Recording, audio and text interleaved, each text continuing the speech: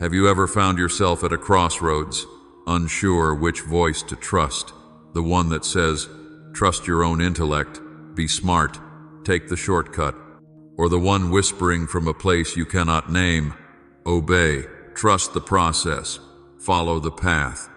Have you ever looked back on a decision that felt perfectly logical, completely reasonable, only to realize, just moments too late, that it was a trap, a choice that left your very soul unsettled? And have you wondered what it truly means when an inheritance is not a gift of gold, but a test of the heart? When a father's last will is not a document, but a cryptic, dangerous riddle that must be lived? Is it a promise, a punishment, or both? In this series, we are walking through a story, chapter by chapter, that unwinds this very mystery. We are following a man who must choose between his own modern understanding and an ancient set of rules that seem, on the surface, to be madness. This is the story of Ravenwood Hollow, explained in a way you have never heard before, alive, mysterious, and full of divine revelation. It is our hope that this journey helps you on your own path. If this story blesses you, or if you simply love a deep and compelling mystery, please like this video to help us reach others, and be sure to subscribe to the channel so that you never miss a single step of this journey. With that, let us begin. The sound of the heavy door closing behind him was the only thing Julian Vance acknowledged. He did not look at the entryway, nor did he assess the room he had been led into. His focus was entirely on the two people who stood waiting for him, his mind already calculating the hours this diversion would cost him. The journey here had been an exercise in profound inefficiency. "Mr. Vance," a voice said. It was precise, measured, and carried no warmth. This, he assumed, was Evangeline Croft, the family lawyer, a woman his father had employed for decades for reasons Julian could never fathom. "Julian, my boy." A second voice, this one familiar and full of practiced sympathy, cut through the quiet. Marcus Thorne moved forward, his hand extended. "A terrible, terrible business. I came as soon as I heard. Your father, well, he was a very complicated man." Julian accepted the handshake with a brief, firm grip. "Marcus, Miss Croft, let us proceed. I have a long drive back, and this place, as you know, is not on the way to anywhere. I do not intend to stay." "Of course," Marcus said, his tone smoothing over the impatience in Julian's voice. He placed a hand on Julian's shoulder. "Practical, as always. Your father and I often spoke of your strength. He may not have said it, but he admired it." Julian felt a familiar irritation. "I doubt that, Marcus." "If you will both be seated, miss," Croft interjected, her voice cutting cleanly through the attempted comfort. "I am here to execute the will. My time is also valuable." She gestured to two chairs. Julian remained standing. Marcus, however, sat, projecting an air of relaxed cooperation. "Very well," Miss Croft said, not looking up from the sheaf of documents she produced from a leather briefcase. "I will read the pertinent sections of Alistair Vance's last will and testament." Julian crossed his arms. He knew what it would say. He was the only heir, a fact that had been a source of tension, not celebration, for his entire life. The rest was mere formality, a tedious legal performance. "To my son, Julian," Miss Croft began, her voice a monotone. Julian almost stopped listening, his mind already composing the first email he would send on his drive back. "I leave the entirety of the Ravenwood Hollow estate, its contents, its lands, and all associated financial accounts on one condition." Julian's head snapped up. A condition. Marcus Thorne, who had been studying his fingernails, now leaned forward. His charismatic expression was gone, replaced by one of sharp, genuine surprise. "Evangeline, a condition. Alistair assured me, in our last several conversations, that the transition would be simple. Miss Croft looked at Marcus for the first time. "Mr. Thorne, you are here as a friend of the family, not as a beneficiary or an executor. Please, do not interrupt." She turned her gaze back to Julian. "The condition is, in fact, twofold." Julian felt a slow, hot anger begin to build. This was so typical. Even in death, his father could not be direct. Which is what? First, Miss Croft read, "Julian Vance must reside within the main house of Ravenwood Hollow for a period of no less than 1 full year, beginning today." 1 year. Julian's voice was sharp. "That is not eccentric. That is absurd. My business, my life, my entire future is not here. It is impossible." "Julian, he is right," Marcus said, standing now. He had moved to Julian's side, a partner in outrage. "This is preposterous. It is the very definition of an unsound mind. We can fight this. We will fight this. This is grounds for a contest, clear as day. If Mr. Vance leaves the premises for more than 48 consecutive hours at any time during this year," Miss Croft continued as if Marcus had not spoken, "he forfeits the inheritance in its entirety. Everything. The estate and all accounts will be immediately transferred to the Ravenwood Preservation Trust." "A trust," Julian laughed, a short, bitter sound. He built a monument to his own ego. He would rather give his money to a pile of stones than to his own son without a performance. "What," Julian said, his voice now dangerously quiet, "is the second condition?" "Mr. Thorne, I must ask you to sit," Miss Croft said. "This part does not concern you."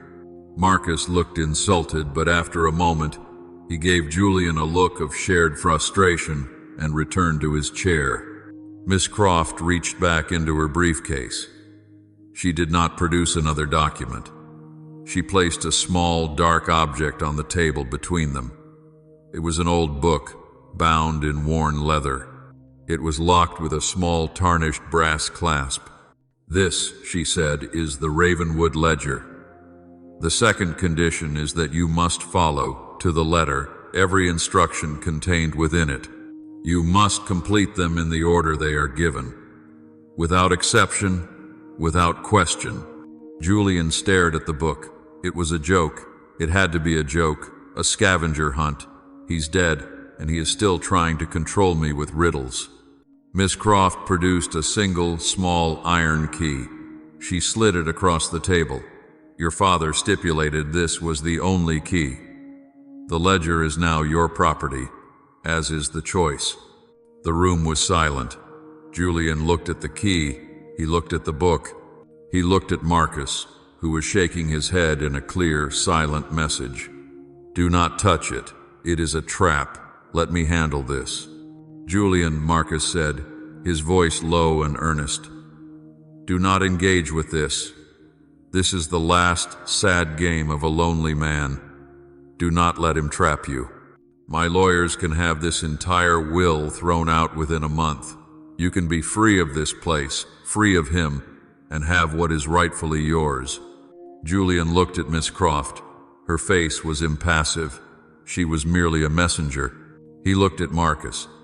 His face was full of reason, logic, and a clear, profitable path forward. It was the path Julian himself would have chosen. But beneath his anger, a deeper, colder feeling stirred. It was pride.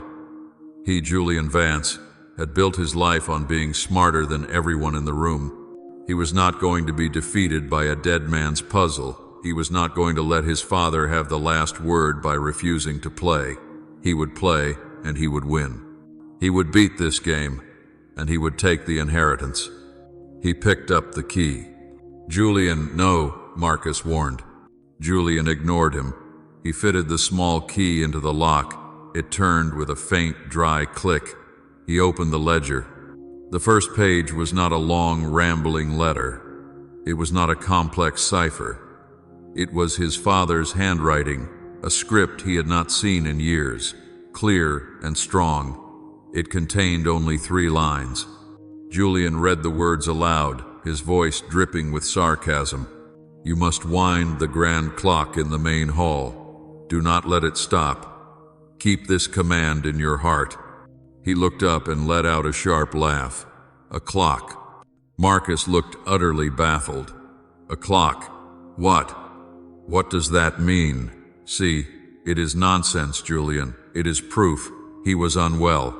Julian snapped the ledger shut. The lock clicked back into place. His mind was no longer angry. It was focused. It was a strategy session.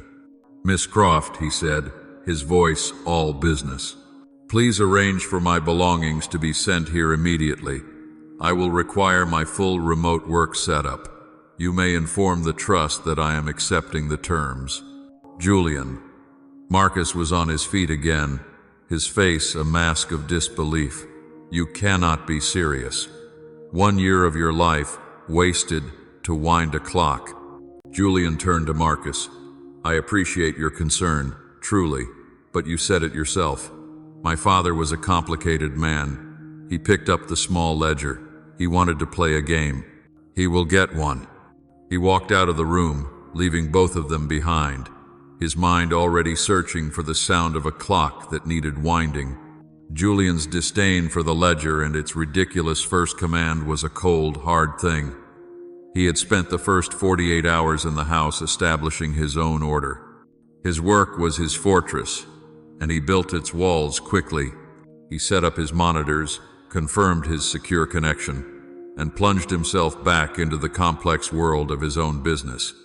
He was a man who believed in logic, in actionable data, and in systems he could control.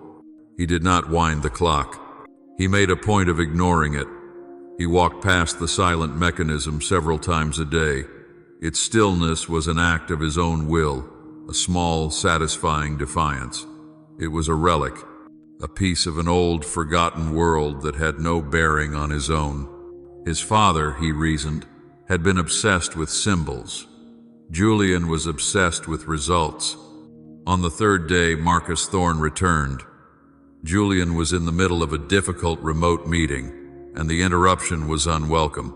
"I will not stay long," Marcus said, his voice a smooth blend of apology and urgency. He, too, ignored their surroundings, his focus entirely on Julian. "I had to come. I have been thinking about nothing but your situation. My situation is resolved, Marcus. I am here. I am fulfilling the residency clause. The rest is just process." Marcus shook his head, a look of profound fatherly concern on his face. "Julian, you are not seeing the full board. You are playing his game, but you are still letting him dictate the rules. I have a better way, your way." Julian was interested. He ended his call. "Explain." "This house, this land," Marcus said, making a vague gesture. "It is a financial burden. Your father was a sentimentalist. You are not. The will states you must reside here. It does not state you must do so in poverty or isolation. It does not forbid you from making the asset work for you." "Go on," Julian said. "I have already made preliminary contact with a development group. Excellent, forward-thinking people. We can have surveyors here by next week. We can draft plans. We can begin parceling off the non-essential lands. Think of it, Julian. A luxury retreat, a private community. The name Vance, attached to something modern, profitable, and alive. This was language Julian understood. This was leaning on his own understanding. It was brilliant. It was a way to obey the letter of the will while completely defying its spirit. It was, in short, a way to win. This plan, Marcus continued, seeing the spark in Julian's eyes, allows you to stay here, following his absurd rules, while we simultaneously dismantle his stagnant legacy and build your future. By the time your year of obedience is over, you will not just inherit an old house, you will be the master of a new empire. "This is actionable," Julian said, a genuine smile touching his lips for the first time in days. "This makes sense. Draw up the proposal, Marcus. I want to see the projections." "They are already in my car," Marcus replied, smiling back. "I knew you would see the logic." They spent the next 2 hours in a state of productive, exhilarating planning. It felt good. It felt right. This was the world Julian knew, of contracts, of strategy, of clear, tangible profit. When Marcus finally left, Julian felt a renewed sense of purpose. He would not just endure this year, he would conquer it. He worked late into the night, his mind on fire with the new development plan. His fingers flew across his keyboard. The numbers lined up. The strategy was sound. But as the hours passed, something else began to intrude. It was the silence. Before, the silence of the house had been a vacuum, a simple absence of noise. Now, it was a presence. It was a heavy, oppressive thing. It seemed to gather in the corners of his awareness, a dense, unsettling weight. He tried to ignore it. He turned up the volume on his headphones, but the silence was not a sound to be masked. It was a feeling.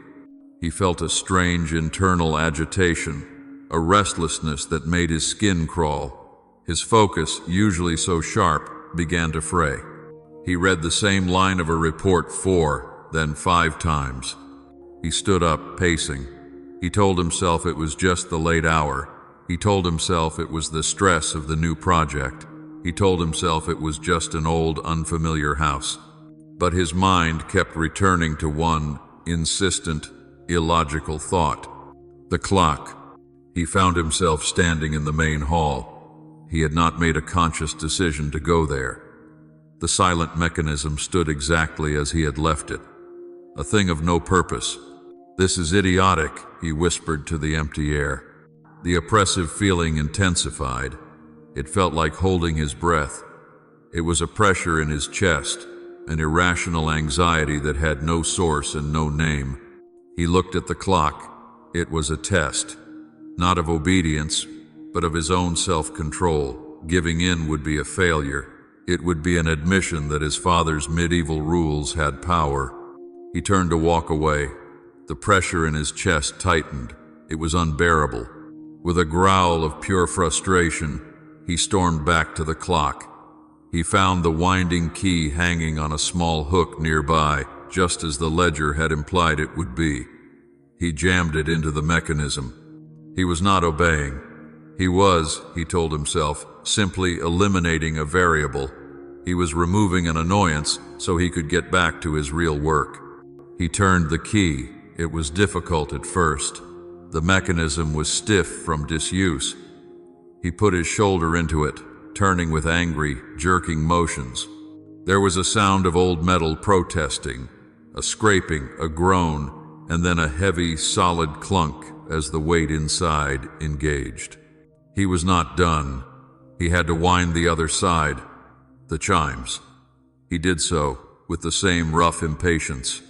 He stepped back, breathing hard, furious with himself, furious with his father. Then it happened. A deep, resonant tick echoed into the hall. It was followed, a second later, by an equally deep tock. The sound was not loud. It was heavy. It was a slow, rhythmic beat, like the house's own heart suddenly starting. Tick, tock, tick, tock. And as the sound filled the space, the pressure in Julian's chest eased. The heavy, oppressive weight that had been crushing him simply dissolved. The silence was no longer an antagonist. It was just the space between the beats. He stood there for a full minute, listening. The agitation, the anxiety, the nameless dread, all of it was gone. He felt only a strange, profound calm. He immediately dismissed it. It was a placebo. It was imagination. It was the power of suggestion. It was the simple, logical relief of finishing a task, even a stupid one. It was anything and everything but what his father had intended. Julian Vance, a man of logic, turned his back on the ticking clock. He returned to his work, the sound of the slow, steady beat following him, a sound he refused to acknowledge, even as his mind finally, inexplicably, cleared. For a full week, Julian lived in a state of grudging compliance. He wound the clock every evening. He told himself it was merely part of a routine like brushing his teeth, a meaningless action required to fulfill a contract. The calm it brought he dismissed as a byproduct of this new, tedious discipline. His real work, his important work, was the development plan he and Marcus Thorne were refining. The logic of their strategy was a comfort, a solid, rational fortress against the house's creeping irrationality. After 7 days of this, he found his personal supplies running low. The house was isolated. The nearest town, Witchwood, was a long, inconvenient drive. It was time for a resupply. Before he left, he felt a pull, not of curiosity, but of contractual obligation. He unlocked the ledger. It was time for the second instruction. His father's script, as clear and firm as the first, read, "To reach the village of Witchwood, trust the old path. Do not take the new shortcut." Julian stared at the words, a path. He was meant to walk. The idea was archaic, inefficient. It was a waste of a morning. He slammed the ledger shut. He had a car. He had a map. He would drive as any sane person would. As he was grabbing his keys, his phone rang. It was Marcus. "Julian." Perfect timing. Marcus's voice was bright, full of energy. "I was just calling to tell you the good news. You know that old, overgrown service track on the north side of the estate? The one that supposedly leads to Witchwood." "I have no idea what you are talking about," Julian said, impatient. "Well, you do not need to. I took the liberty of having a small crew go in. They cleared it. It is a proper road now, graveled and everything. It is a perfect shortcut. Cuts the drive to the village by half at least. A real time saver." Julian stopped. "A new shortcut." He repeated the words from the ledger, a cold feeling touching his spine. "Exactly," Marcus said. "Efficiency, my friend. It is the first step in our plan. Now listen, I have the preliminary surveyor reports. They are even better than we hoped. Meet me for lunch at the tavern in Witchwood. Say, 1 o'clock. We can go over them together. You can try out the new road. It is a win-win." Julian's mind was a battlefield. On one side was pure, cold logic. Marcus, the new road, the faster route, the business lunch, the profitable projections.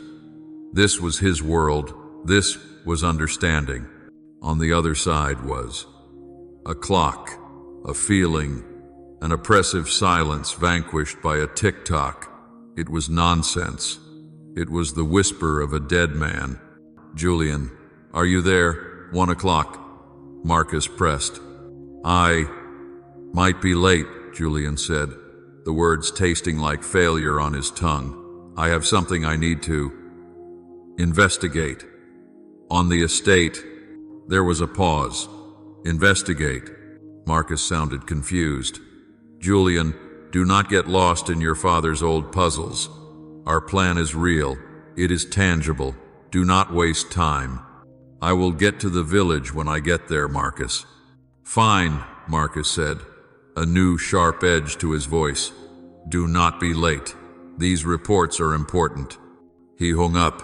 Julian stood in the hall for a long time. He felt like an absolute fool. He was a grown man, a businessman, being governed by a book of riddles. He should get in his car. He should take the new road. He should meet Marcus and build his future. But the memory of that suffocating, unexplainable anxiety from the other night was too potent. It was a warning. With a curse, he turned away from his car keys. He found the old path where the ledger indicated. It was barely a path at all. It was a suggestion of a trail, choked with overgrowth, twisting into the wilderness. The next 2 hours were an exercise in humiliation. He had to fight the path. It was not a walk. It was a struggle. Thorns snagged at his clothes. low branches struck him. The way was uneven, and he nearly twisted his ankle multiple times. This was not a path, it was a punishment. All he could think about was the time he was wasting. He could have been in Witchwood an hour ago. He could have been signing papers. He could have been making progress. Instead, he was here, dirty, sweating, and furious. This was his father's final, pathetic joke, to turn his son, a man of intellect, into a fool crawling through the dirt. In his anger, he stopped paying attention to his footing. His boot caught on something hard and unforgiving, hidden just beneath the soil. He pitched forward, catching himself at the last second, his hands scraping against the ground. He turned, enraged, to see what had tripped him. It was not a root. It was not a stone. He knelt and dug his fingers into the damp earth, pulling at the object. It was a small, rusted iron key. He stared at it. It was old, heavy, and of no design he recognized, a key. This was his grand reward for his obedience. A worthless, corroded piece of metal. He laughed, a short, sharp sound of contempt. He shoved the treasure into his pocket and continued his miserable journey. When he finally emerged from the path, he was a complete mess. His clothes were torn, he was covered in dirt, and he was very, very late. He stalked into the center of Witchwood, heading for the tavern. He would find Marcus, demand a drink, and tell him the surveyors could pave the entire estate for all he cared. But Marcus was not at the tavern. Julian checked his watch. It was well past 2 o'clock. He felt a flash of annoyance. After all that, Marcus was the one who was late. He pulled out his phone. "Marcus, where are you? I am at the tavern." The voice that answered was not the smooth, confident man from that morning. It was shaky, rattled. Julian, just. "Where are you? Are you all right?" "I am in W6wood, Marcus. I just told you. You missed our lunch." "The road," Marcus whispered. "The new road. The shortcut." "What about it?" Julian said. A new, cold feeling spreading through his chest, a feeling that had nothing to do with the clock. "It is gone, Julian. The rains, the crews must have. I do not know, the whole hillside. It gave way. A landslip. It is completely buried. A ton of rock. It happened, maybe 2 hours ago. Right when you would have been driving on it." Julian's blood ran cold. He looked at his watch. 2 hours ago, he had been deep on the old path. He had been cursing his father. He had been safe. Julian. Marcus's voice was babbling now, fast and scared. "It is a coincidence, just a terrible coincidence. A lucky for you, I mean. Julian." Julian hung up the phone. He did not move.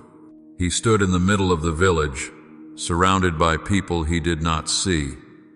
The sounds of the day faded. He reached into his pocket. His fingers, still dirty, closed around the small, heavy, rusted iron key. It was not a trinket. It was not a reward. He realized with a sudden, sickening clarity that his own logic, his own perfect understanding, his own efficient, modern shortcut would have buried him alive. Julian did not return to the house in a state of gratitude. He returned in a state of cold, sharp focus. He had not been saved. He had made the correct choice. The landslip was not a miracle. It was a consequence of the opposing choice. The ledger was not a guide. It was a system. And he, Julian Vance, was a man who excelled at understanding systems. His near death, as Marcus Thorne would have seen it, had a profound and immediate effect on him. It did not humble him. It made him feel powerful. He had faced the first 2 tests, and he had, through his own superior discernment, passed. The clock, the path, they were simply variables in a complex equation. He had solved them. He was, he felt, wise. He was no longer just a resident. He was a player in a game he now intended to win. He placed the rusted iron key on the table next to the locked ledger. His mind was clear. The first test, the clock, had been a matter of obedience. The second, the path, had been a matter of trust. This third piece, the key, was clearly a reward. It was the next stage. He unlocked the ledger. He was not annoyed this time. He was eager. He turned to the next page, anticipating the instruction. It was, as he expected, about the key. The path has yielded its key.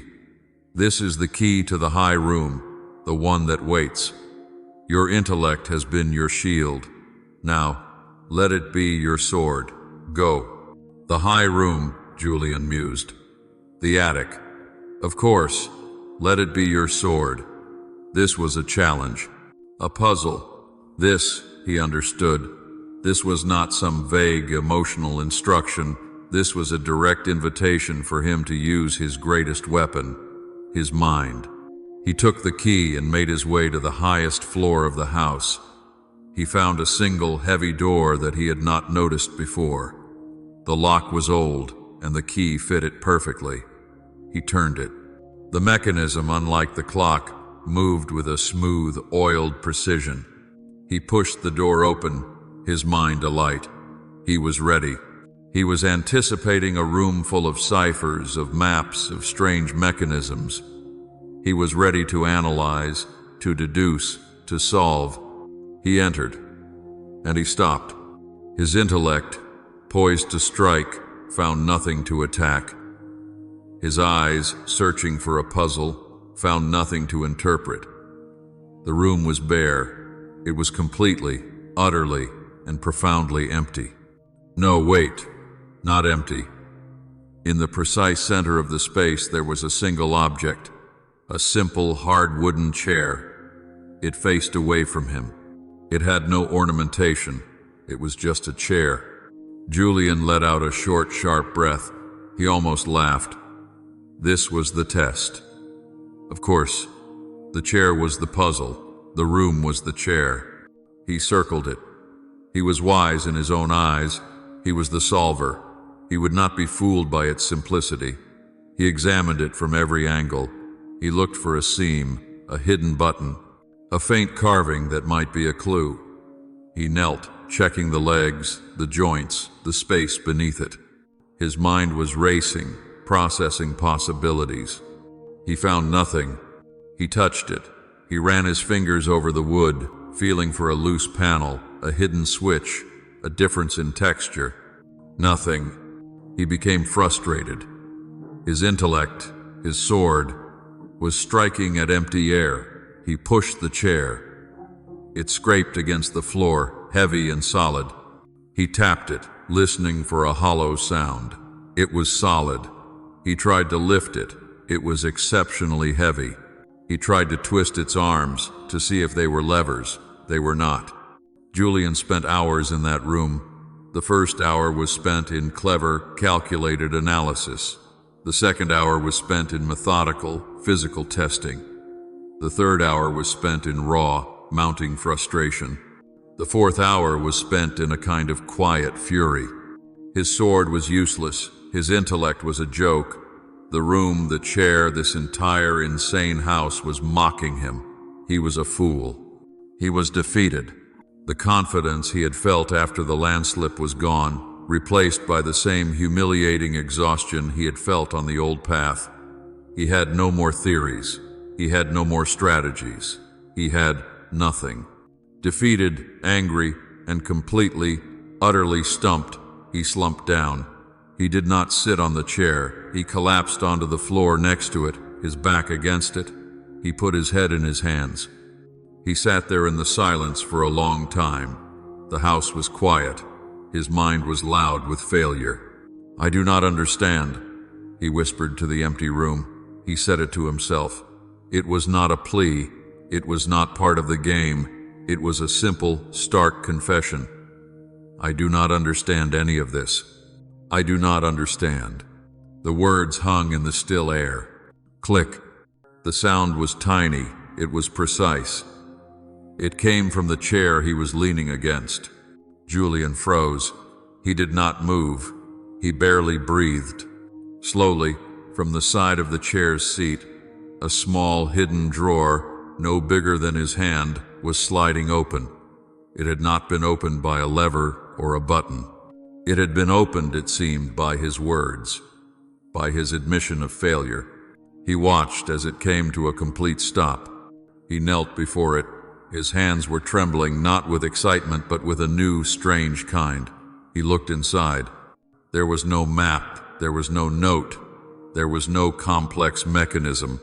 Inside, resting on a small velvet pad, was a single, perfect, and very heavy silver coin. The silver coin did not provide immediate answers. It provided weight. Julian now possessed 3 objects: a rusted iron key, a heavy silver coin, and a locked ledger. He was no longer the man who had arrived weeks ago, dismissive and arrogant. The man who had been nearly buried by his own logic was gone. In his place was a new man, one who was watchful, analytical, and deeply suspicious of the obvious. He had not contacted Marcus Thorne since the day of the landslip. He knew Marcus had called, his phone would vibrate, and he would simply silence it. Thorne's logic was the logic of a world that did not apply within the bounds of this estate. Thorne was a distraction. The ledger was the only voice that mattered. He spent his days not just working his remote job, but studying the house. He was not admiring it. He was mapping it. He was learning its rhythms, its sounds. He found himself on his daily, required walk to wind the clock, noticing other things. A door that led to a part of the grounds he had not explored. A path different from the one to Witchwood. It led him to the orchard. He had assumed, like the rest of the estate, it was a relic. He had expected to find it dormant, a graveyard of trees. Instead, he found something small and strange. On a handful of the oldest trees there was a harvest. It was not a large one, but the fruit itself was potent. He had never encountered anything like it. His first thought, the old Julian, was to have it appraised. His second thought, the new Julian, was to consult the ledger. He unlocked the book. A new entry had appeared, as if waiting for his discovery. You have found the yield. Now, the test of substance. You must honor the house with the first fruits of all its increase. Julian considered this. Honor the house. The last time he had tried to be clever, he had sat in an empty room for 4 hours before admitting failure. This time he would not be so arrogant. What did it mean?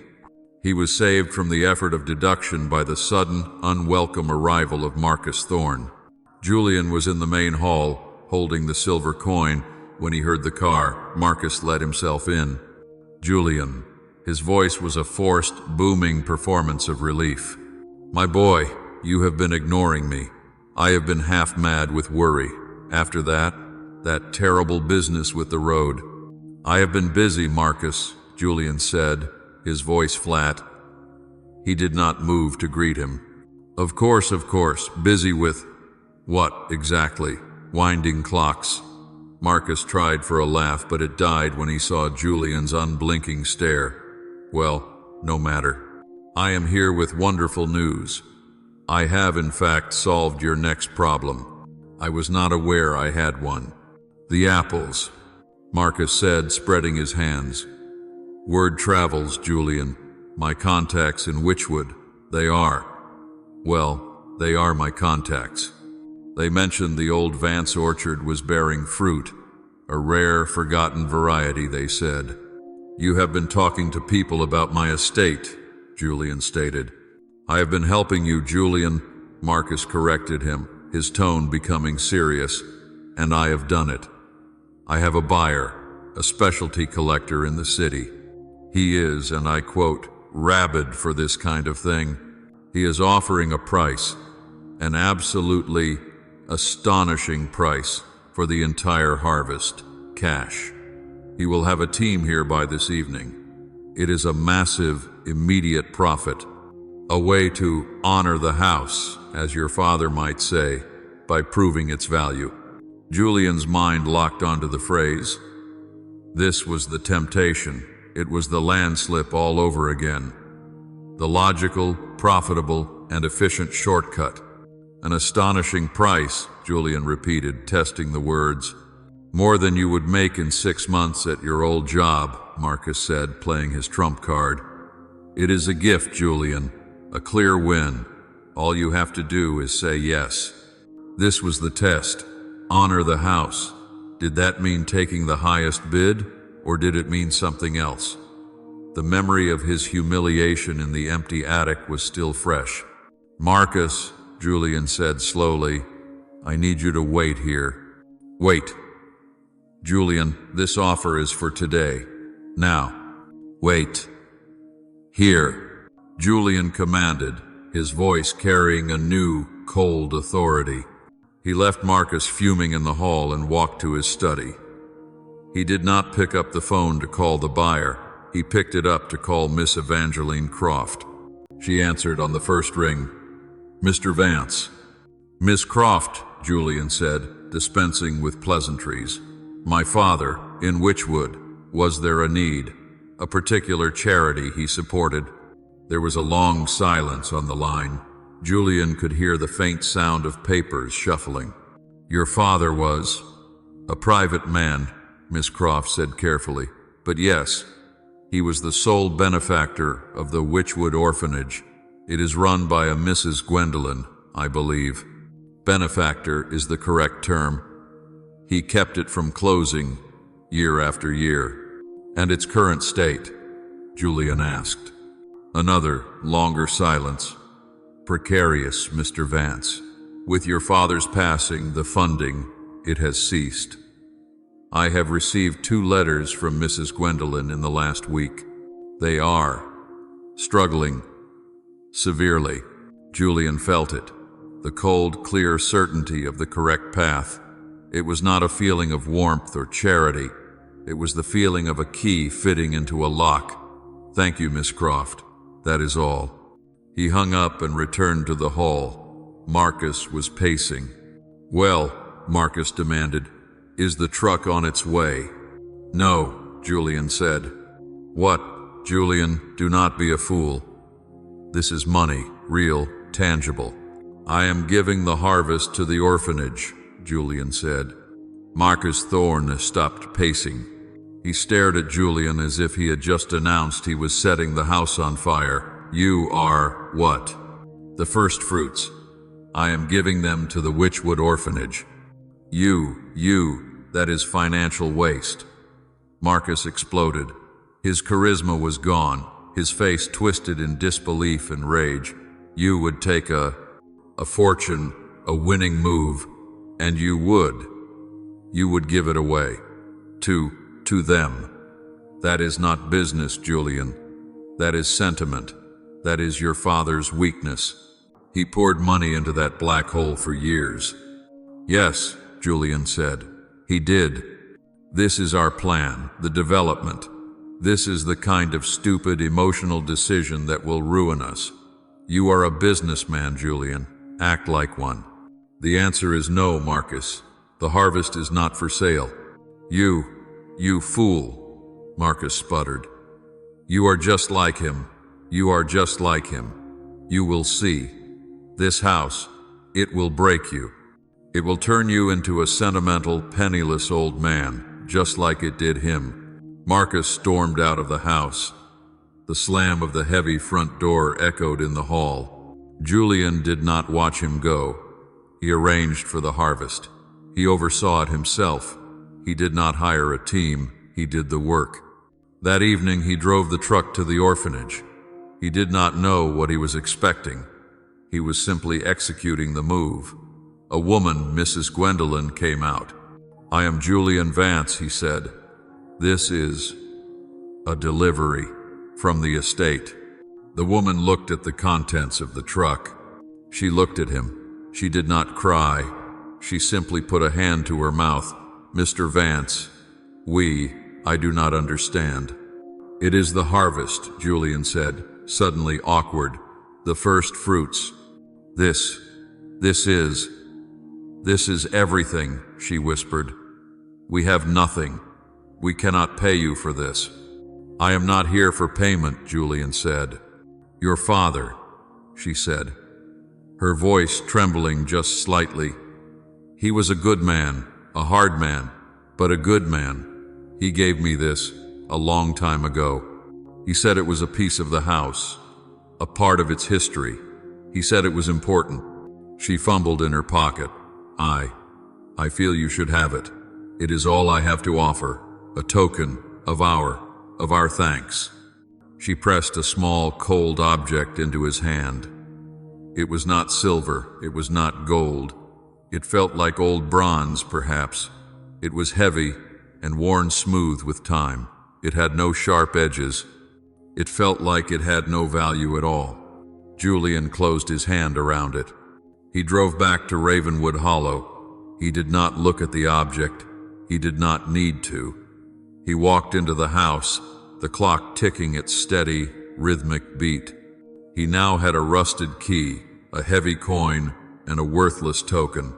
He knew, with absolute certainty, that he was becoming very, very rich. Julian now possessed the three pieces of his inheritance: the key from the path, the coin from the attic chair, the token from the orphanage. He was not a fool.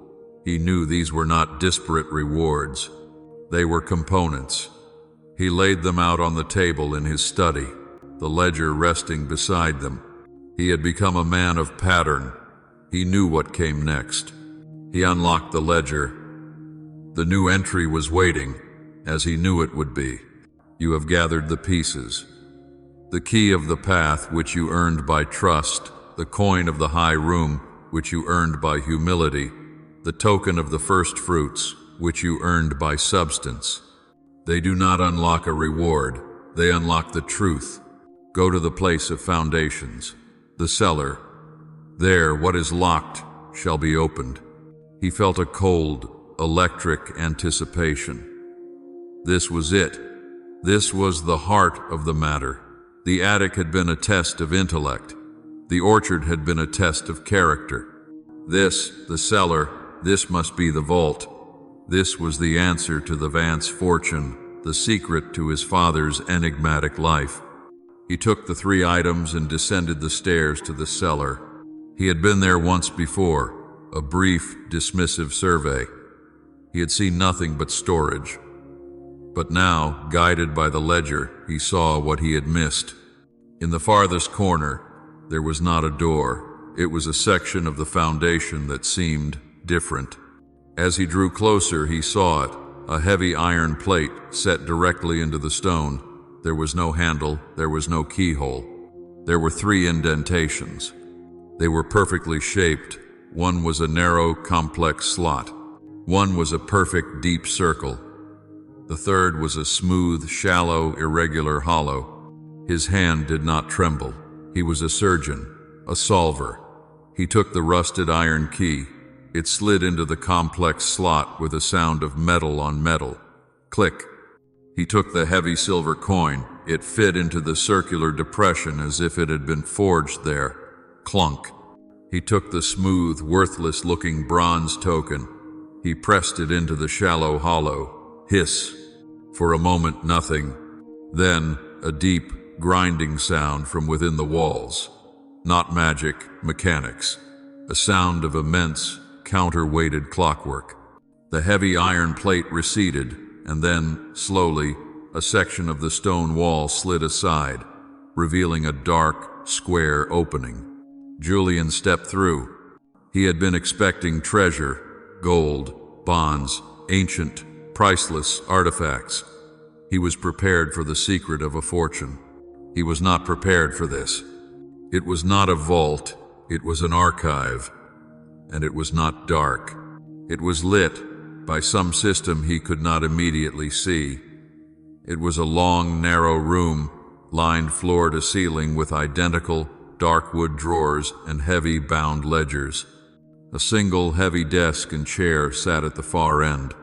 He felt a surge of, not disappointment, but confusion.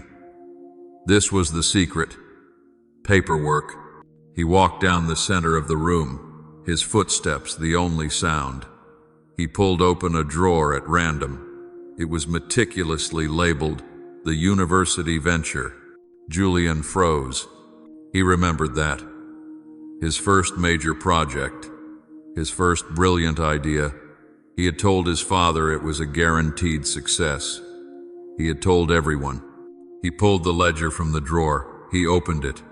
It was not his father's handwriting. It was a collection of documents, the real financials, the ones he, Julian, had buried, the ones he had never shown anyone, the letters from his partners, the ones he had dismissed, pleading for reason, and at the end, a single devastating summary of the actual losses calculated to the penny. It detailed the precise reason for the failure, not market volatility, as Julian had claimed, but his own reckless, arrogant oversight. He slammed the book shut, his face hot. He felt a surge of violation. He grabbed another ledger from the shelf. The London apartment deal. He remembered this, too. Another sure thing. He opened it. Here, preserved, was the string of correspondence. The warnings from his father, the pleas to look at the fundamentals, to see the rot in the foundation of the deal. Letters Julian had laughed at. Letters he had thrown away, unread, calling them the paranoid ramblings of an old man who had lost his nerve. Here they were, perfect and pristine, followed again by the final, ruinous accounting. He was breathing hard now. This was not a secret. This was a judgment. He stalked to the far end of the room. He pulled open the most recent drawer, the Thorn Connection. He ripped the book out. He opened it. It was his father's handwriting, a journal. It detailed the first time Julian had met Marcus Thorn years ago. "My son has met Marcus," his father had written. "He cannot see him. Marcus has found Julian. He sees the same flaws in my son that I do. But Marcus does not want to heal those flaws. He wants to use them. He is flattering Julian's ego, telling him what he wants to hear. He is a predator, and he is teaching my son to be a predator. And my son is blind.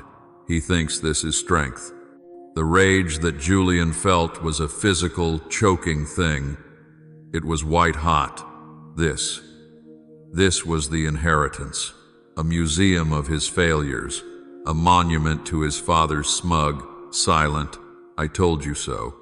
This whole house, the ledger, the clock, the path, the empty chair, the correction. He, Julian, was the stupid central joke of it all. He was not a player, he was a puppet.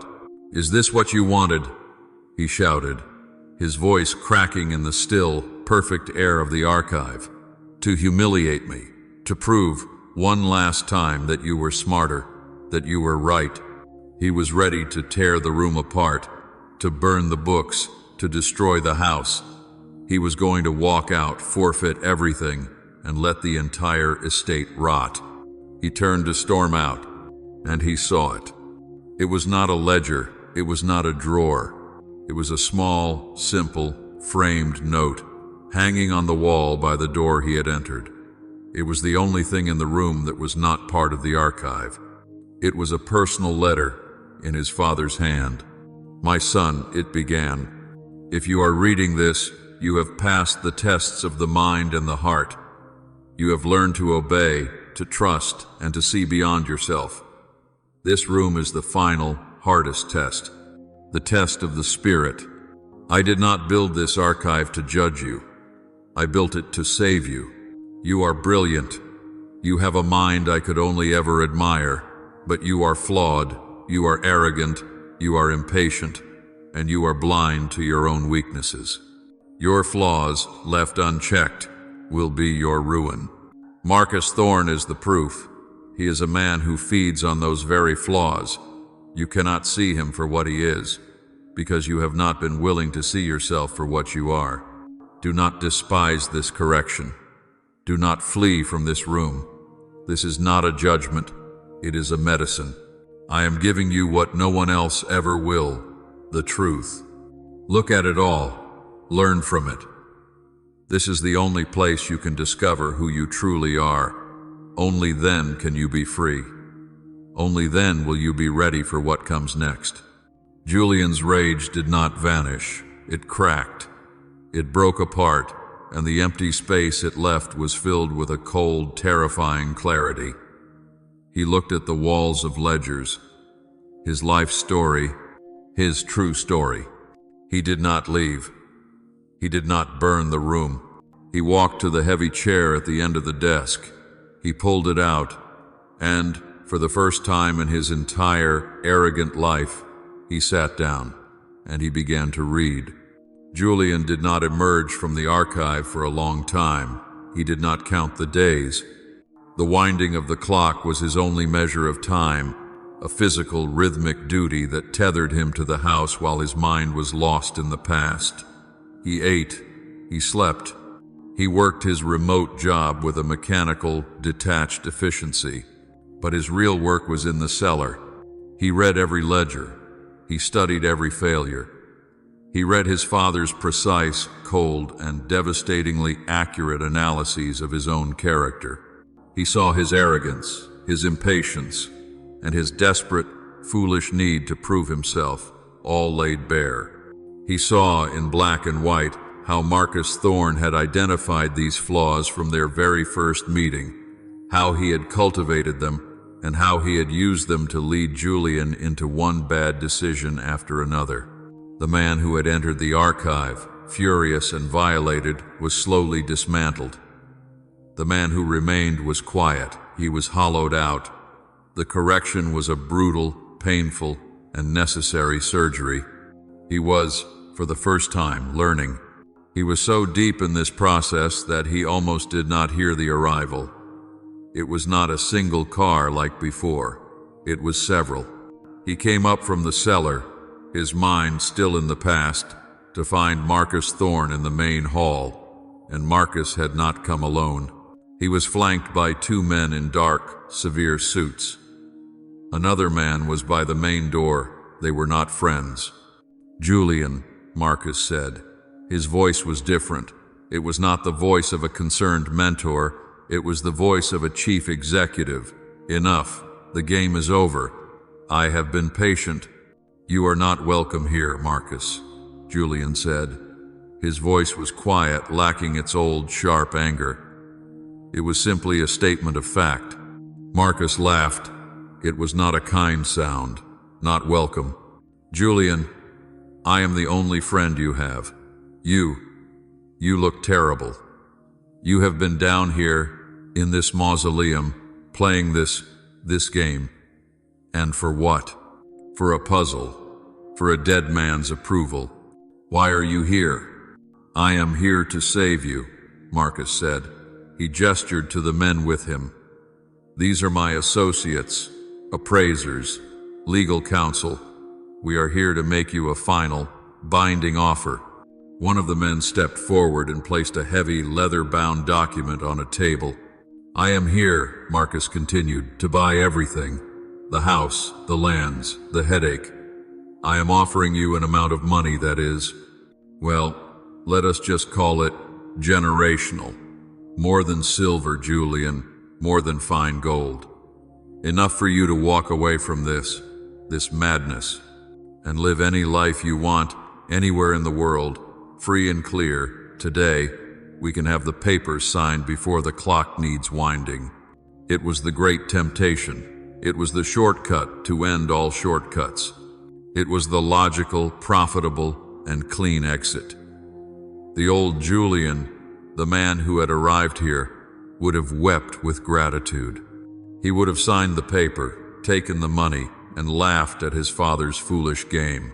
Julian looked at Marcus, but he was not seeing the man in the hall. He was seeing the ledger in the archive, the one titled "The Thorne Connection." The one that said, "He is a predator, and he is teaching my son to be a predator." "You want the archive," Julian said. It was not a question. Marcus froze. His smile, the practiced, charismatic smile, did not falter, but his eyes went cold. I do not know what you are talking about. I am talking about your future, your freedom. The money is for the house, Julian said, thinking aloud. But you want what is in the cellar. That is the real prize. Is it not? This is not a negotiation, Julian, Marcus said, his voice hardening. This is a rescue. I am offering you the win. I am offering you the gold. He gestured to the house around them, offered you what? Puzzles, humiliation, a rusty key. He offered me the truth, Julian said. Truth, Marcus laughed again, this time with genuine, pitying contempt. Truth does not pay for a yacht, Julian. Truth does not get you a penthouse in the city. Truth is for men like your father. And look where it got him. Alone in a house full of paper. Marcus stepped closer. Take the deal. Take the win. This game you are playing, this wisdom, it is worthless. It is not real. The money is real. Julian looked at the document on the table. He looked at the men waiting. He looked at Marcus, his face so reasonable, so logical, so full of this world's understanding. Then Julian looked at the ledger he now carried with him. He had not unlocked it. He had not needed to. He just held it. She is more precious than rubies, Julian said, his voice a near whisper. What? Marcus's face contorted in confusion. What did you say? The merchandise of it is better than the merchandise of silver, and the gain thereof than fine gold, Julian continued, the words coming to him as if he had always known them. You have lost your mind, Marcus said, taking a step back. You are quoting him. You have actually lost your mind. No, Julian said. He looked up, and his eyes were finally perfectly clear. He was no longer the son, he was the heir. I do not think I have. He turned to Marcus. The answer is no. The offer is rejected. The estate is not for sale. Marcus stared at him for a long, silent moment. The charismatic mask did not just slip, it shattered. The face beneath it was not angry, it was not disappointed, it was cold, it was reptilian. It was the face of a man whose calculations had just failed, and who was now moving to a new, more direct form of violence. You, fool, Marcus hissed. You sentimental, blind fool. You are not him. You are not half the man he was. You are just a child playing a game you do not understand. I am beginning to, Julian said. No, you are not, Marcus snapped. He turned to his associates. We are leaving. He looked back at Julian, his eyes full of a new, terrible promise. You had your chance. You had your easy way. You chose the hard path. Fine. We will see how you walk it. He stormed out of the house, his men following in his wake. Julian was left alone in the hall. The ticking of the grand clock filled the silence. He had just refused a fortune. He had just, by every measure of the world he had once known, made the single most foolish decision of his life. He placed his hand on the cover of the ledger. He did not feel foolish. He felt armed. The game was not over. It had just truly begun. Marcus Thorne was gone. The threat he left behind was a palpable, heavy thing, a silence more menacing than his voice. Julian, however, did not feel fear. He felt a strange, cold clarity. The confrontation had not weakened him. It had forged him. He knew who his enemy was, but he still did not know what his father's final purpose was. He had rejected the world's definition of gain. He had chosen the ledger. Now he needed to know the next move. He went to his study. The clock ticked, a steady, rhythmic companion. He placed his hand on the locked ledger. He was no longer the arrogant man who had forced it open, nor the humbled man who had read it in shame. He was something else, a participant. He unlocked it. He turned the page. He was expecting a new urgent command, a defense, a strategy, a way to fight the battle that Marcus had so clearly declared. The entry was not that at all. It was, to his bewilderment, philosophical. It was not a personal instruction, it was a statement. The Lord by wisdom hath founded the earth. By understanding hath he established the heavens.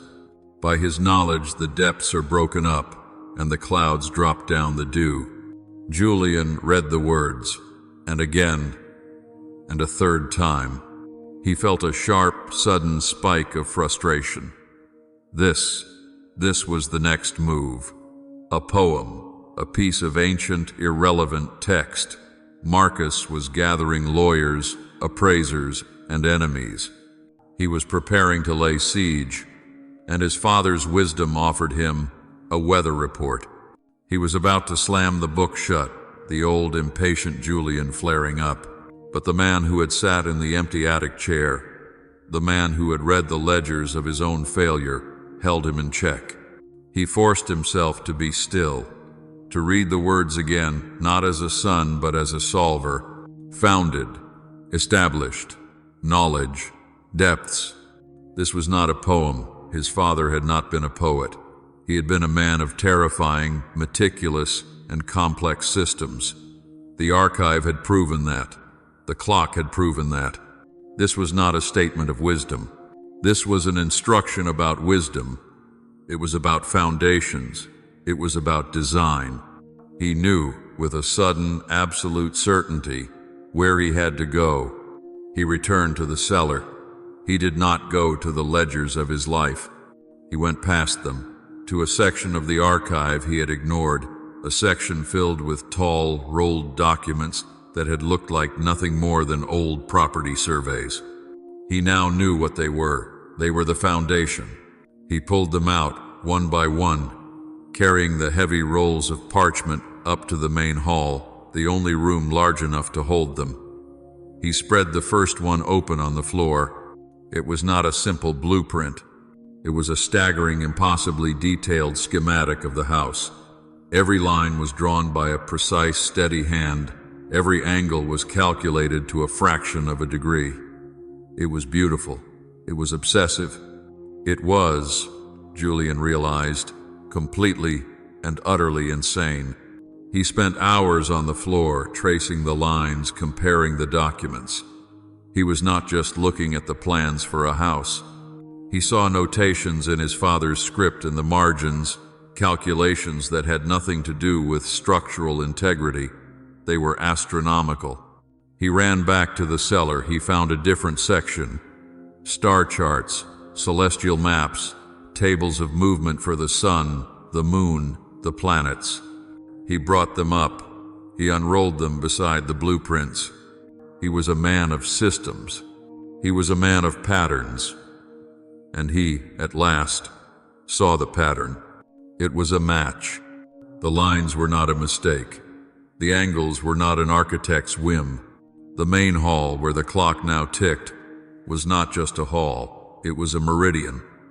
The great circular window in the library was not just a window. Its placement was designed to catch the light of the winter solstice at a single, precise moment. The very foundation of the house, the one the ledger spoke of, was not just stone, it was a compass. The house was not a house. It was an instrument. It was a massive, complex, and perfectly functional observatory. It was a clockwork, built not to tell the time of day, but to measure the movement of the heavens. Julian sat back on his heels, the smell of old parchment in the air. He felt a profound, shivering awe. He had thought his father a sentimentalist, a moralist, a man lost in the past. He had been wrong. His father had been a genius, a man who saw the world not as a series of chaotic emotional events, but as a single vast divine system. The wisdom that founded the earth was not a metaphor for him. It was a blueprint, and he had built it. He had built this house as a testament to it, a machine to prove it. Julian finally understood. The ledger was not just a series of moral tests. It was an education. It was teaching him to see. His father was not just testing his character, he was rewiring his mind. He was forcing Julian to abandon his own small, chaotic, profit-driven logic and to see the world as he saw it. A single, vast, interconnected, and perfectly designed system. The house was the textbook, and he was just beginning to learn how to read it. Julian was lost in the architecture of the cosmos. He spent his days with the blueprints and his nights with the star charts, cross-referencing, learning his father's complex, silent language. He was a man who had only ever trusted himself, but he was now placing his entire faith in the structural integrity of a house built by a man he had called an eccentric. He was learning to read a new kind of logic, one written in stone and stars. This new, quiet focus was shattered by the ringing of his phone. It was Marcus Thorne. Julian's first instinct was to ignore it. His second, born of a new, cold curiosity, was to answer. Julian. Marcus's voice was a burst of static and panic. Julian, you have to listen to me. I know you are angry, but this is not about us. It is about your safety. What do you want, Marcus? Have you looked at the weather? A storm is coming. A terrible one, unseasonable. They are calling it a once-in-100-years event. I am not exaggerating, Julian. That house. It is ancient. It is not safe. The integrity of those old world structures. It is a strong house, Julian said, his eyes on the blueprints. It is a death trap, Marcus shouted, his voice cracking. I am worried. As a friend, I am begging you, get out of there. I have a secure apartment in the city. It is built to withstand anything. Let me come and get you. I can be there in an hour. We can ride this out, just safely, logically. It was the temptation of the shortcut, all over again, the new road, the easy money, and now the safe apartment. The voice of human reason, of his own old, frightened understanding. I will be fine, Marcus. Julian, do not be a fool. Do not let that house be your tomb. It is just a building. Your father's ego is not worth your life. I am staying, Julian said, and he hung up. But the seed of fear had been planted. The sudden fear his father's ledger had warned against. As the day wore on, the sky turned a sick, bruised color. The wind began to whine. This was a real, physical, and immediate threat. All of Marcus's logic, all of his own old instincts, told him to run. He went to the ledger. He needed the next instruction. He unlocked it. The page was not a new command, it was a promise. When thou liest down, thou shalt not be afraid. Yea, thou shalt lie down, and thy sleep shall be sweet. Julian looked at the words. Then he looked at the blueprints spread across the floor. He looked at the central point of the house, the one his father's calculations had returned to again and again, the place of perfect structural and celestial balance. He would not run. He would not hide in Marcus's world. He would trust his father's. That night, the storm broke. It was a thing of impossible violence. It was a roaring, screaming, living entity. It sounded as if the world was being torn apart. Julian Vance did not hide in the cellar. He did not brace himself by a door. He took a pillow and a blanket. He walked to the exact center of the house, the place his father's blueprints had marked as the heart. He lay down on the floor as the house groaned and shuddered around him, and as the wind howled like a banshee, he closed his eyes. He did not sleep. He rested. He listened to the house. He felt the ancient timbers shift and hold. He felt the foundations sunk deep into the earth, absorb the rage. He was not in a house. He was inside a mountain. He was not afraid. He was, for the first time in his life, completely, utterly safe. He must have drifted off. When he woke, it was to silence. The storm had passed. He stood up. He walked to the front door and opened it. The world outside was annihilated. It was a landscape of ruin, and there, not 10 feet from the front step, was the thing that stopped his heart. A massive, ancient oak tree, older than the house itself, had been ripped from the earth. It had fallen directly across the driveway, crushing the exact spot where Marcus Thorne had, in his panic, offered to pick him up. Julian looked at the devastation. He looked at the house, untouched. He then looked down at his own steady hands. He had placed his confidence in the right system. The storm had passed, but the true siege was just beginning. Julian's phone, which had been silent, now came alive with a different kind of violence. Emails from lawyers, summons, oficial notices. Marcus was moving. He was attempting to freeze the Vance assets, claiming Julian was an unstable resident, incapable of managing the estate. The sudden fear had failed. Now came the slow, grinding pressure of the world. Julian knew he needed an ally, he needed a weapon. He had the archive, but it was just his father's information. He needed someone who could wield it. He needed Miss Croft. But Miss Croft was a mystery. She was his father's executor, yet she seemed absent, passive. He had a feeling she was compromised. He went to the ledger. He was learning its rhythm. He opened it to a new page. Withhold not good from them to whom it is due, when it is in the power of thine hand to do it. To whom it is due, Miss Croft. Julian did not use the phone. He drove to Witchwood, to her small, unassuming office. The woman who met him looked 10 years older than the one he had met on his first day. She was tired. She was afraid. "Mr. Vance," she said, her voice a dry whisper. I cannot help you. The letters you have received, they are legal. They are binding."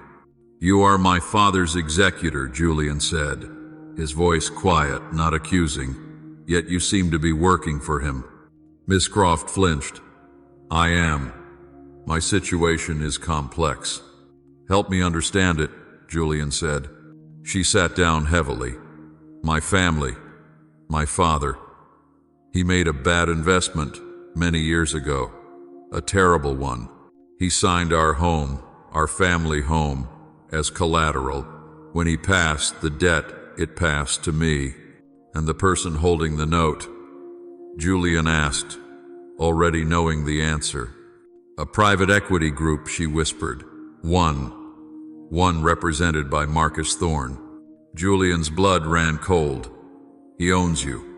"He has for years," she admitted, her voice breaking.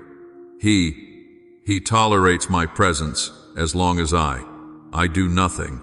I am an observer. That is all I am allowed to be. He can call in the note at any moment. He can ruin me, my home. He is doing it, Mr. Vance. He is foreclosing. He is punishing me for your defiance. When the note is due. Tomorrow." Julian looked at her. The woman who had been the instrument of his father's cold will, she was just another victim. "It is in the power of thine hand to do it," he said. "What?" She looked up, her eyes full of confusion. "The debt. What is it?" She told him the number. It was a staggering amount. It was a sum designed to be impossible to pay. Julian sat at her desk. He took out his laptop, the one he had established his new, secure life on. Marcus had frozen the estate, but he had not frozen Julian. He had his own funds. The ones he had earned, the ones he had built, the ones he had been protecting. He said nothing. His fingers moved. He was a man of systems. He knew how to move assets. He liquidated a small, significant part of his own future. It took him 20 minutes. 20 minutes of cold, calculated, and irreversible decisions. When he was done, he turned the laptop to her. "The debt is paid," he said. "In full. As of now." She stared at the screen. She stared at the confirmation. She did not cry. She looked. for a long moment, like a woman who had forgotten how to breathe. Then, slowly, she took a single, shuddering breath. The fear did not just leave her eyes, it was exorcised. She looked at Julian. The mousy, terrified woman was gone. In her place was the woman Alistair Vance had trusted for 30 years. "He is trying to have you declared incompetent," she said.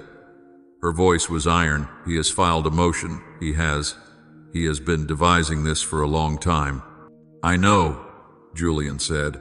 "Then you must know," she said, standing up and going to her own locked file, "that he is not just a protégé. He is the enemy. Your father, Alistair. He discovered something. He was building a case." "I have seen the archive," Julian said. "No," she said, turning back, a new sharp light in her eyes. "You have seen what he kept. You have not seen what he was building. He was trying to stop Marcus." "Stop him from what?" "From a lie. Marcus Thorne was not your father's protégé. He was your father's sin. A mistake he made, a man he trusted, who built a shadow empire inside the Vance holdings. A man who devised evil against his neighbor, against your father. Your father found out. He was preparing to destroy him, but he died first." Julian finally understood. The archive. It was not just a lesson. It was an arsenal, and Marcus had to get it. He had to buy the house, or, failing that, he had to destroy the heir. "He wants the archive," Julian said. "He wants to burn it," she replied, "and he will burn you to get to it." Julian returned to the house, but it was not the same house he had left. The blueprint observatory, the fortress that had withstood the storm, now felt like a target. It was a treasure chest, and Marcus Thorne had the key, or rather, he was coming with a hammer. He knew what he had to do. He had to move from defense to offense. He had to understand the why. Why was Marcus so desperate? The archive had shown Julian's failures, but Miss Dacian, Croft's words implied something more. He descended to the archive, but this time he did not go to the ledgers of his own life. He went to the ones his father had been working on when he died. The Thorne connection had been a personal warning. He needed the professional one. He found it, a single heavy book, locked not with a key, but with a complex numerical tumbler, his father's clockwork mind. Julian's heart sank. A code. This could take weeks, months. He did not have that kind of time. The legal hearing was in days. He looked at the dial. He tried all the old, obvious codes. His birthday, his mother's birthday, his father's, the day the house was founded. Nothing. He sat back, frustrated. His father's logic. What was the system? He thought back. The path, the attic, the orchard. He was being taught. What was the lesson? He was not being taught what to think. He was being taught how to think, how his father thought. He went back upstairs. He went to the blueprints, the house, the system. The Lord by wisdom hath founded the earth. The numbers, the angles, the celestial coordinates. They were not just for a window. They were the code. The system was the key. He copied the primary coordinates of the house's alignment, the azimuth, the elevation, a series of numbers that to anyone else would be meaningless. He went back to the cellar. He returned to the lock. He entered the sequence. The tumbler clicked. The lock disengaged. He opened the book. It was not a journal. It was a mirror. A perfect, detailed, and devastating history of Marcus Thorne's empire. And as Miss Croft had said, it was built entirely on a lie. Embezzlement, fraud, shell companies, all rooted in and stolen from the Vance holdings. It was all here. The proof, the accounts, the routing numbers, the secret partners. His father had not been a sentimental old man. He had been a hunter. a hunter who had patiently, meticulously tracked his prey and who was preparing the final, fatal trap. And then he had died, leaving the trap unset, leaving the prey to grow bold. Julian sat there in the cold, still air of the archive, the book of Marcus's sins open on his lap. He finally understood. His father had not just left him a house, he had left him a duty. Armed with the truth, Julian was now faced with a new, insidious temptation. He looked at the evidence, the account numbers, the names. He could, with a few well-placed anonymous calls, destroy Marcus. He could leak the information. He could ruin his credit, trigger audits, set his partners against him. He could fight the way Marcus would fight. He could use the oppressor's ways. It would be fast. It would be efficient. He was, for a moment, genuinely tempted. The man who had humiliated him, who had tried to bury him, who was trying to steal his legacy. He deserved it. He deserved to be torn down. He found himself, to his own surprise, envying the simplicity of Marcus's brutal, direct tactics. He went to the ledger. He needed the next step. He unlocked it. The page was waiting. Envy thou not the oppressor, and choose none of his ways. Julian read the words. It was a direct command, a direct counter to the very thoughts in his head. He could not fight like Marcus. He could not leak. He could not use the shadows. His father had been a hunter, yes, but he had been building a legal case. He had been preparing to use the light.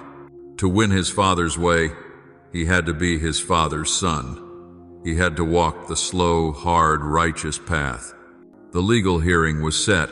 Marcus was forcing it. He was filing to have Julian declared incompetent, a man obsessed with a madman's riddle. He was going to use Julian's own obedience as a weapon against him. Julian, with Miss Croft now at his side, prepared his response. He would not use the evidence of fraud. Not yet. That was a different battle. This battle was for the house. This battle was for his sanity. He had to prove not that Marcus was a criminal, but that he was not insane. He had to prove the ledger was not a riddle. He had to prove it was a system. And as he prepared, he realized he was missing the final piece. He had the archive, he had the blueprints, he had the house, but he did not have the final key, the why. The hearing was set for the day of the winter solstice. Julian, looking at his father's charts, knew this was not a coincidence. Marcus had chosen it as a date of convenience. His father had chosen it as the day of revelation. It was the night before the hearing, the night before the solstice. Julian was in a state of quiet despair. He had the truth. He had Miss Croft. He had the house. But he was missing the secret. Marcus's lawyers were going to paint him as a mystic, a fool who read riddles. He needed to show them the result. He had the archive. He had the blueprints. But what was the final purpose of the house machine? What did it do? He went to the ledger one last time. He felt he had failed. He unlocked it, the final page. For the froward is abomination to the Lord, but his secret is with the righteous. His secret, Julian said. His secret. It was not a new command. It was the key to the last lock. The secret was not an idea. It was a thing. It was a place. He went back to the blueprints. He had studied them for defense, for the code. He had not studied them for a purpose. He looked at the lines, the main hall, the meridian, the library window, the solstice, the light. The light. It was not just an observatory to see the heavens. It was a mechanism powered by them. He looked at the schematic for the main hall. He saw the line the light would take. He saw where it would land. And on the blueprint, in that exact spot, was a tiny, almost invisible notation. A symbol, not a word. He recognized it. It was the same symbol from the worthless bronze token, the one from the orphanage. It was not a key to a door, it was the key to the light. He raced to the main hall. He looked at the floor. It was just stone, but now he knew where to look. He found the tiny matching symbol carved into one of five floor tiles. He felt the edge of the tile, a line, a seam. He did not have the strength to lift it. It was not meant to be lifted. It was meant to be unlocked. He went to his study. He retrieved the three objects, the key, the coin, the token. He returned. He knelt. He saw now what he had missed. Three tiny corresponding slots hidden in the grout around the tile. The key of the path, the coin of the attic, the token of the orchard. He put them in. He heard a click, a clunk, a hiss. He heard, deep below the floor, the sound of a great, heavy, counterweighted mechanism disengaging. A sound he had heard once before, when he opened the archive. He had not unlocked the tile. He had armed it. He had done his part. Now the heavens had to do theirs. All he could do was wait for the Sunday. He did not sleep. He sat in the main hall in the dark, the great clock ticking beside him. He was a man waiting for an appointment with the Sunday. Miss Croft arrived just before dawn. She was carrying a heavy briefcase. She looked resolute. "They are meeting at the courthouse at 10, she said. "Marcus has 3 affidavits, all stating you are delusional. He is painting the ledger as a fantasy." "It is not," Julian said, his eyes on the eastern windows. "We need to go, Julian. We need to fight this." "No," he said, "we need to wait. The hearing is at 10, but the revelation is at 9:15 precisely." She looked at him, her face a mask of worry. She thought he had finally broken. "Trust me, Miss Croft," he said. "As I trusted you, sit and watch." The sky began to lighten. The sun cleared the horizon. The hall filled with pale gray light. And then, at 9:15, exactly as the charts had predicted, it happened. The winter solstice. The sun at its lowest, sharpest angle. A single, brilliant, perfect beam of light shot through the high windows of the hall. It was not a gentle dawn. It was a spear. It struck the floor, precisely on the tile he had armed. For a moment, nothing. Then, a soft, grinding sound. The tile, the stone, it began to move. It retracted into the floor. Miss Croft let out a small, sharp gasp. From the opening, a section of the floor rose, a pedestal, a perfect, polished column of wood and brass, rising from the depths his father had written of. It stopped, and on top, resting in a velvet-lined cradle, was a single new object. It was not a ledger. It was not a key. It was a box, a meticulously crafted puzzle box. Julian stepped forward. He did not need to study it. He had been trained. His mind, rewired by the house, saw the pattern. He twisted, he pushed, he slid. The clockwork of the box mirrored the clockwork of the house. It opened. Inside there were 2 things. The first was a new ledger, not of his failures, not of Thorne's crimes. It was the master ledger, the true hidden holdings of the Vance estate, the ones Thorne did not know about, the ones his father had built in secret, the ones that made the fortune Marcus was fighting over look like pocket change. The second was a letter. "My son," it read, "if you are reading this, then you have done the impossible. You have learned to see. You did not seek the silver. You did not chase the gold. You sought the path. This house was your education. The archive was your correction. This is your inheritance. You did not find wisdom. You have become a man who can build with it. You are not me. You are better. You have my mind, but you have passed the tests of the heart that I so often failed. Do not envy the oppressor. Do not be the oppressor. She is a tree of life to them that lay hold upon her. This is your strength. This is your shield. This is the secret of the righteous. Your life is your own. The path is clear. Walk in it. Julian closed the box. He took the master ledger. He looked at Miss Croft. Her face was pure, unadulterated awe. 9:45, Julian said, checking his watch. I believe we have a hearing to attend.